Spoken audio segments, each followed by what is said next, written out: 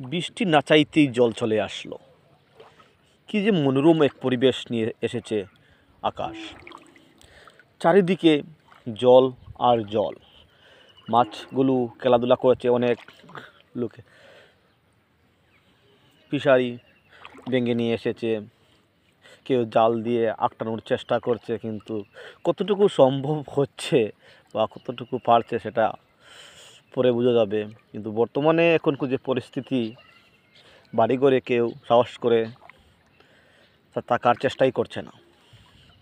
কারণ গতকাল দুপুর 12 ঘটিকার সময় আমাদের পার্শ্ববর্তী দেশ বাংলাদেশে বাঁধ ভেঙে জল বয়ে যাচ্ছে, কিন্তু তার উপরও আজ পর্যন্ত আমাদের এখান থেকে বিন্দু জল এখনও কমেনি, প্রচণ্ড জল রয়ে গিয়েছে।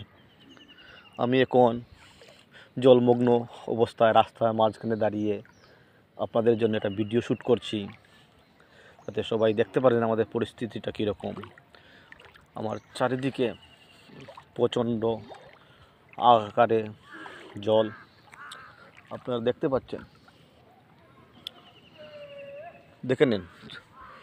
চারিদিকে প্রচণ্ড প্রচণ্ড প্রচণ্ড প্রচণ্ড জল। কোনো মানুষ বাড়ির মধ্যে এখন নেই, আতঙ্কে আত্মহারা হয়ে সবাই বাড়িঘর ছেড়ে চলে গিয়েছে। এত জল বেড়েছে, কিছুক্ষণের মধ্যে কয়েকটি বাড়ির মধ্যে লোক আমাদের টিলাবাজার এইচএস স্কুলে আশ্রয় নিয়েছে। যারা এখনও বাড়িঘরে রয়েছেন তাদের আশ্রয়ের স্থান হচ্ছে আমাদের টিলাবাজার এইচএস স্কুল। সেখানে আপনারা আশ্রয় নিতে পারেন, সেখানে আশ্রয় কেন্দ্র খোলা হয়েছে।